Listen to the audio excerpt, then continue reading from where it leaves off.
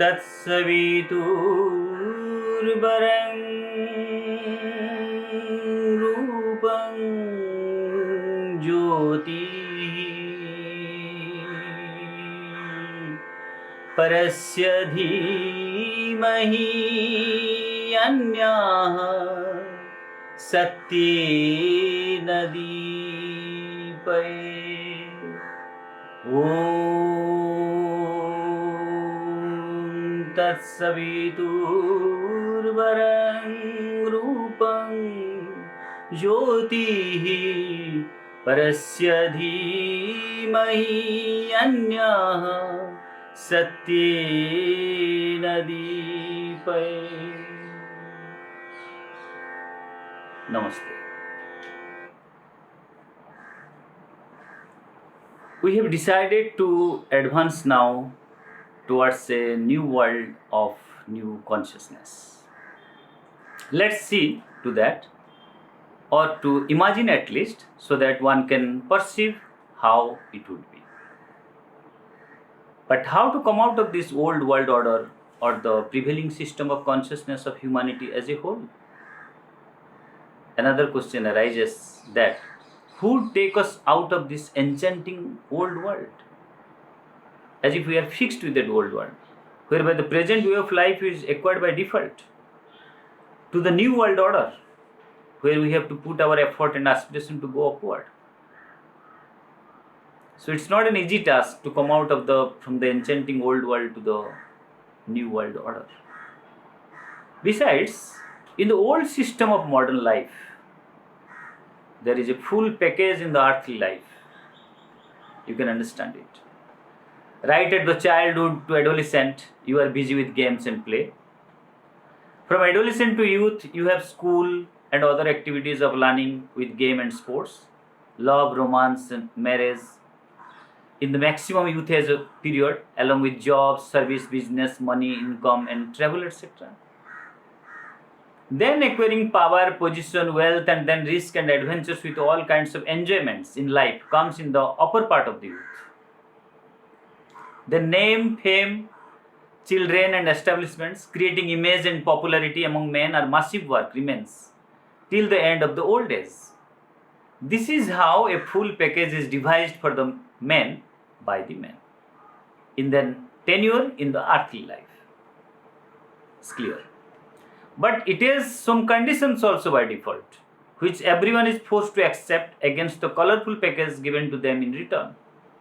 The conditions are bundled with difficulties and also sometimes poisonous to digest even, which are known as pain, suffering, failures, errors, mistakes, losing many dearest things, along with common format of birth, growth, decay, and death, etc. Usually people accept the contract, ignoring the conditional limitations laid upon them, which have to be paid as tax for all your income you have derived from this world during your lifetime. Apart from this, there are some with whom you can see who come with the premium packages to this beautiful earth. Of course, with the limitations of same conditions applicable to common package. Men having some God-given distinctive higher qualities of life are in the category of premium packages on earth, like artists, poets, writers, painters, musicians, singers, photographers, dancers, sculptors, adventurers, directors, composers, designers, and great organizers, promoters, and many other highly skilled people. Those who remain absorbed, completely engrossed in their work, that kind of people. Nothing attracts them from this world. They are already attracted and engrossed in their own work. This is the kind of people as I am telling, with a premium package on earth they come. People coming under this broad spectrum of art and culture from subtle worlds are absolutely content with their own creativity and manifestations of new dynamics. They contribute. to the world, to the humanity, that these earthly things and happenings do not touch them much.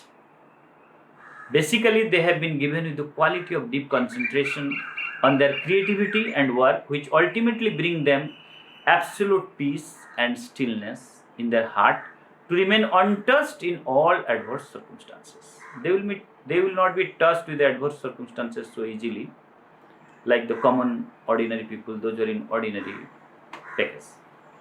This wideness in their consciousness have allowed them to pass through every event of pain and joy in their life very consistently and harmoniously. For example, an ideal artist of super singer, say super dancer or super actor, may have many fans to follow, and all of these fans would feel love and sympathy, or might be falling behind her or him to get in touch closely, or even to propose for marriage to an artist. But an artist of any category has hardly had any deeper interest in all these mass emotions poured on him or her, or affected with all these proposals, other than love and affection in general comes to them in recognition to their work, which renders them more motivation and inspiration to do more better. That they accept.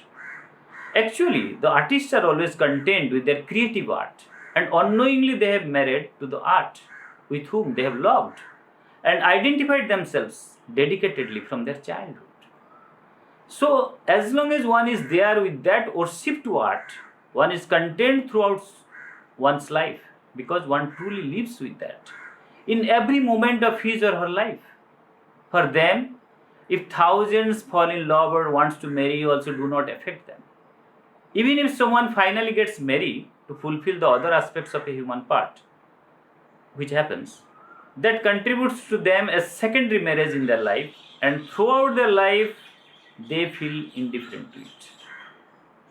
Nothing can separate them from their unification with the art, and even if all the miseries of the earth pass through them one after another also, it cannot disappoint one from his or her upward journey.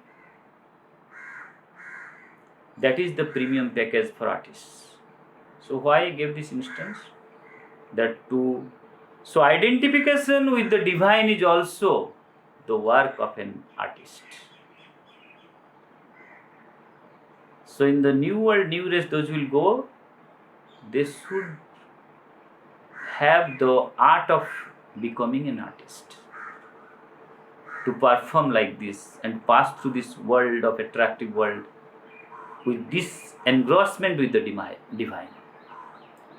It is in Navy that a very few do opt or get selected for the submarine course or job. In fact, those who get chance or choice to get into submarine for any reason are being paid with the very high extra remuneration during that period, because the submarine remains months long in underwater exercises. Normally the incumbent do not agree to go for the obvious reason of its limitations of abnormal conditions of living in the atmosphere of airtight or closed compartment in the submarine. Similarly, if I ask you that whether any of you, just feel in the context of a new birth of a baby, can stay now once again 9 months in the womb of your mother, your present awakened consciousness will accept or allow this condition of entering the womb. Can we reverse back? No. We feel we cannot accept it consciously because it is another netherworld through which we have already come into this lovely world. And once one feels awakened and got the charm of this wider sphere of breathing with the spirit of freedom, one cannot move inside the womb or the bunker-like chamber of darkness, which is much more than staying in underwater in the submarine. So, when you come out from that womb of the mother to this world, what do you feel? A sphere of breathing with the spirit of freedom. Just remember this. This is how it seems everyone's own life story and spiritual journey of life on earth. If you do not give value or weightage to the deeper aspects of the life here on the earth, then why the circumstances in your journey would give value to your life or to give chance to remain on the earth. If our living on earth is for a very ordinary and common cause, then the life can also suffer and depart with a very common reason. So we have to cultivate with lots of value inputs with our life, so that we can expect that it would collaborate with us till the goal of life is accomplished on earth. So there should be a higher goal in life other than the survival objective, which will give value to life on earth for a higher purpose of realization. One should know how to make the best use of life and time for a greater cause on earth. A child life is conceived in the womb of the mother. What is that womb could be? A house of darkness in the depth of nocturnal atmosphere of the inconscience, where the spark of the light of life permeates and grows in a semi-conscious, slumberous condition. The moment it comes out of the womb, it derives its consciousness, and that is the birth of a child. Then most of the time the child spends in slumber, and when he or she wakes up for a little while, it seeks for its mother by instinct, and inner force which drives it to find his or her bigger part, or say the original part of its existence. The child of one day knows that there is a bigger part, original part, from which he or she has come out. Every time the child comes out of its slumberous state to awakened state of consciousness, it spontaneously looks for the dearest part of its existence. That is the mother who has given him birth, and the child understands that. It is the closest one with whom he or she has to remain united, and then it can survive happily. That much the one day child also knows. When the child grows up gradually and becomes more and more awakened in consciousness, then also the child round and round comes to the mother only, because he or she feels that it cannot stay without her. Even when the child wants to sleep, he or she would hold tightly to his or her mom and would go to sleep happily, to refresh itself with all confidence of safeguard from the mother. Who is that mother with whom one has such an inseparable binding or unity? This physical mother is truly the representative of that divine mother, of that spark of consciousness at the time of conception, and acts on behalf of the divine to create a life on earth, and who takes care of a child most earnestly with love till the child stands out from her. Then wherever he or she may be in the life, but the child always remains as a child with the mother, and to whom he or she always wants to go back and identified as his own part as the mother. That you know very well, that wherever, how far you go, how powerful you became, how big you became, but one part within you always brings back to your original creator, original existence, is to your mother, physical mother. That's the mystery of secret lives on earth, who ignorantly moves and grow here to always remain identified with its grand part, that is one's mother or parents. This is all about the physical and emotional part of life. But behind this, the spark of light, which is sourced from the One, the eternal Creator, when the life takes the opportunity to grow well in this earth atmosphere, that means awakens to a higher and higher consciousness. That spark of light in us also seeks to find its eternal existence by identifying itself with the Supreme Divine Creator. So, more the awakening of consciousness, as I gave the example of the mother and child, more the awakening of consciousness, the more the need to identify oneself with our eternal source. So, what is our duty? How will make our awakening, conscious awakening, more and more on earth? Then we'll realize what is to be done. All these illustrations I have presented here to indicate that the new consciousness is already growing here in the womb of this old world. Once it becomes ready to embark upon the new world, it would influence this old world happenings, but would never go back to this old world system, as you cannot go back again to the 9 months to spend in the home of the mother. Similarly, would never go back to this old world system again, and the process would continue gradually in this physical world where we are living now. The new world system would spontaneously take over the charge of the existing world to drive this mechanical world consciously towards the supreme divine spirit. The conscious part within us knows very well that it is the divine only in whom and with whom one exists eternally, and the only work for a man on earth is to manifest the greater self. We have an inner self, and that inner self is a small spark of light. There is a greater self from which is the source of our existence. So it is our duty, only work for a man on earth is to manifest the greater self throughout one's life. That is why we are being taken care of on this earth very nicely. That is what the forerunner of human race is going to do with all perfection, to give birth a new conscious race on the earth.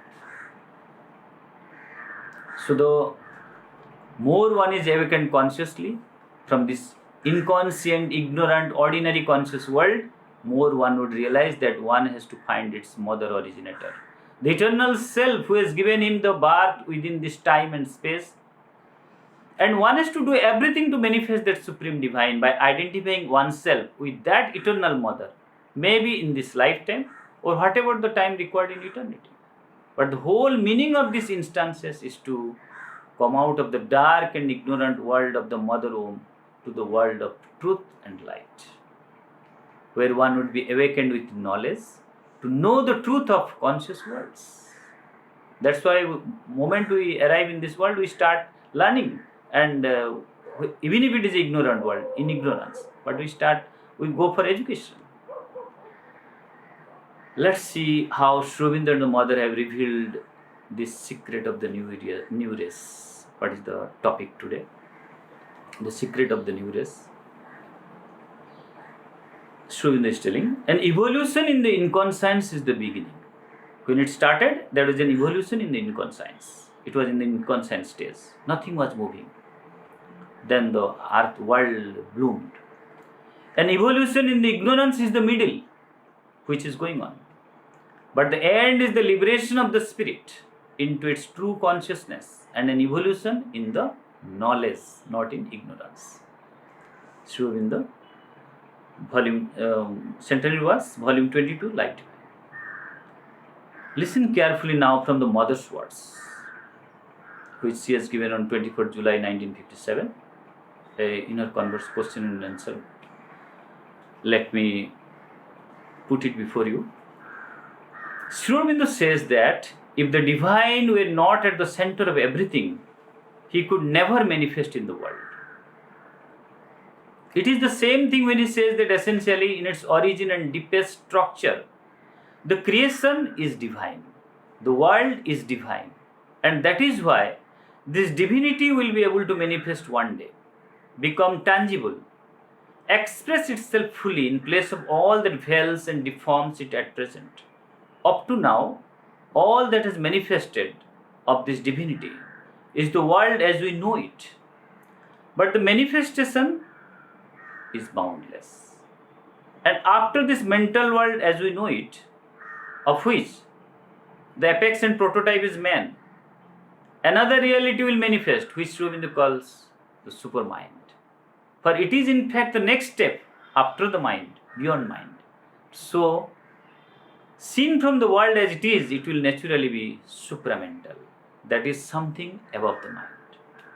And he also says that it will truly be the changing of one world into another.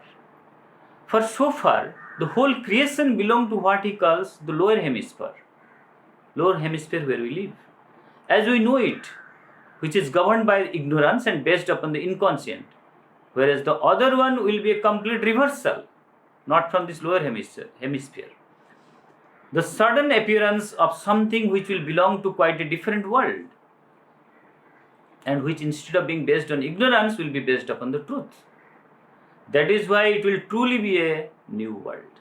But if the essence, the principle of this world, new world, were not included in this old world as we knew it, there would be no hope of the one being transformed into the other. How the transition will take place? The transition time and transition period and transition phase, how it will take place? So Srindu is telling, Mother is telling, there would be two worlds so totally different and opposed that there would be no contact between them, and that necessarily, as soon as one came out of this world and emerged into the world of truth, light and knowledge, one would become, so to speak, imperceptible, non-existent for a world belonging exclusively to the ignorance and the inconscience. So the principle, the essence, one has to dwell in that, in this world itself. How is it that when this change has taken place, there will be a connection and this new world will be able to act upon the old one? It is that in its essence and principle, the new is already enclosed, involved in the old world. So new is already there. We should perceive it. We should see to that. That is what is the whole way. I am trying my best to give it the exposition in my all talks, whatever is possible. So in fact, it is there, inside in its very depths, hidden, invisible, imperceptible, unexpressed. But it is there in its essence. Still, unless from the supreme heights, the supramental consciousness and force and light manifest directly in the world, as it happened a year and a half ago, 29 February 1956, this supermind, which in principle is at the very bedrock of the material world as it is, it was lying in the bedrock of the material world. The supermind was there. It was deeply involved as it is, would never have any possibility of manifesting itself. But because its manifestation took place from the upper, so its awakening and appearance below will be the response to a touch from above, which will bring out the corresponding element hidden in the depths of matter as it is now. And this is precisely what is happening at present. What is happening at present, from a outer angle, we have discussed a lot. And from the inner angle, we are going to the inner and deeper parts. So now we are able to know it from the words of the Mother. But as I told you 2 weeks ago, Mother is telling, this material world is, as it is actually, visibly, is so powerful, so absolutely real for the ordinary consciousness, that it has engulfed, as it were, this supramental force and consciousness when it manifested. So it is large, it's a very powerful material ordinary consciousness is there still as a real world for the people. So when the supramental force manifested, it engulfed this ordinary consciousness, completely engulfed, as it were, this supramental force. And a long preparation is necessary before its presence can be even glimpsed. It is there, but a long preparation is necessary among those people before its presence can be even glimpsed, felt, perceived in some way or the other. And this is the work it is doing now. We have been confused. What is happening in this world? What is this crisis? When it will, how it has come? When it will go? What will happen? So Mother is telling, and this is the work it is doing now. Who is doing? That supramental force. This transitional thing is going on. Now, how long it will take is difficult to foresee, Mother is telling. It will depend a great deal on the goodwill and the receptivity of a certain number of people. Mind it. It will depend a great deal on the goodwill and the receptivity of a certain number of people. For the individual always advances faster than the collectivity. And by its very nature, humanity is destined to manifest the supermind before the rest of creation. At the basis of this collaboration, there is necessarily the will to change, no longer to be what one is. So there should be a will to change by those certain number of people. Will to change, because no longer, for things to be no longer what they are. What you see, as so far you have seen, the things would be no longer what they are. There are several ways of reaching it. So, and all the methods are good when they succeed. So who knows? One of the method is this COVID-19 or whatever the things are happening on earth right now, one after another. One may be deeply disgusted with what exists and wish ardently to come out of all this and attempt something else. One may, and this is a more positive way, one may feel within oneself the touch of the new world, the exaltation of a feeling, of a conscious feeling of a new consciousness, the approach of something positively beautiful and true, and willingly drop all the rest so that nothing may burden the journey of this new beauty and truth. When you see the sea, you come out running towards the sea. You don't want to remain in the limitations. Similarly, what is indispensable in every case is the ardent will for progress, the willing and joyful renunciation of all that hampers the advance. So there should be ardent will for progress, the willing and joyful renunciation of all that hampers the advance, to throw far away from oneself all that prevents one from going forward, and to set out into the unknown with the ardent faith that this is the truth of tomorrow. With the ardent faith that this is the truth of tomorrow, inevitable, which must necessarily come, which nothing, nobody, no bad will, even that of nature, no natural calamities can stop or prevent, whether storm or cyclone or whatever, can prevent from becoming a reality. This truth of tomorrow is a reality. That's what Mother is telling, perhaps of not too distant future, a reality which is being worked out now, and which those who know how to change, how not to be weighed down by old habits, which we have discussed already, what is the old system of habits in my previous talks, will surely have the good fortune not only to see but to realize. People sleep, they forget, they take life easy, they forget all the time. They wait when this lockdown would be over, then we will again go back to the same kind of life. They're waiting. But if we could remember that we are at an exceptional hour, a unique time, that we have this immense good fortune, this invaluable privilege of being present at the birth of a new world, we could easily get rid of everything that impedes and hinders our progress. So we do not know, indirectly this is helping really a progress, your progress which will take you towards infinite, towards eternal, towards immortality, which we are not able to perceive, but we should perceive now from the Mother's word. So the most important thing, it seems, is to remember this fact.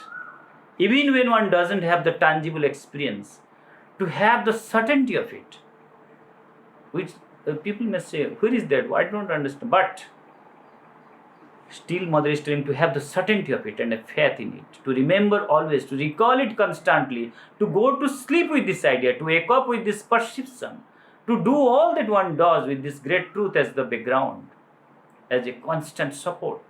This great truth that we are witnessing, the birth of a new world. We can participate in it. Mother is telling we can participate in it. We can become this new world.